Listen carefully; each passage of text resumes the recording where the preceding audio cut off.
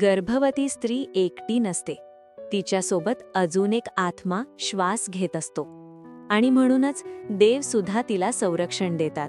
आपण अनेकदा ऐकलंय, गर्भवती असताना जड काम नको, वाईट विचार नको आणि दागिने काढू नको. पण प्रश्न असा आहे, दागिने आणि बाळाचा काय संबंध? ही अंधश्रद्धा आहे की पौराणिक सत्य? आजची कथा तुम्हाला देवी, ऋषी आणि मातृत्वाच्या अतिशय खोल रहस्यापर्यंत घेऊन जाणार आहे. घरात शांतता होती, पण एका खोलीत एक आई रडत बसली होती.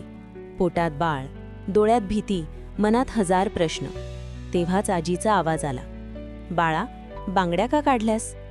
आई म्हणाली, आजी, हे सगळं जुनं आहे ना? आजी शांत हसली आणि म्हणाली, हे जुनं नाही, हे देवांनी दिलेलं कवच आहे. पुराणात सांगतात, गर्भवती स्त्रीचं तेज सामान्य माणसापेक्षा 7 पट अधिक असतं. कारण तिच्यात 2 जीवांची ऊर्जा असते.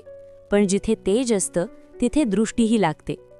ऋषींनी हे ओळखलं आणि म्हणूनच त्यांनी एक गुप्त नियम दिला. मंगळसूत्र हा फक्त दागिना नाही. म्हणतात, आई घाबरली तर मंगळसूत्र आधी हलतं. आई आणि बाळामधला हा पहिला रक्षक आहे. बांगड्या. बांगड्यांचा आवाज म्हणजे इशारा. ही आई आहे, तिच्याजवळ येऊ नका. हा आवाज नकारात्मक शक्तींना दूर ठेवतो. पैंजण चालताना होणारा आवाज भूमीला सांगतो, माझ्यातील भीती घे आणि मला बळ दे. कुंकू. कपाळावरचं कुंकू आईचे विचार स्थिर ठेवतं, कारण गर्भातील बाळ आईचे विचार ऐकत असतं. आजी म्हणाली, आई असताना तू एकटी नसतेस, देवही तुझ्यासोबत चालत असतात. त्या दिवशी त्या आईने दागिने पुन्हा घातले आणि आश्चर्य म्हणजे तिची भीती कमी झाली.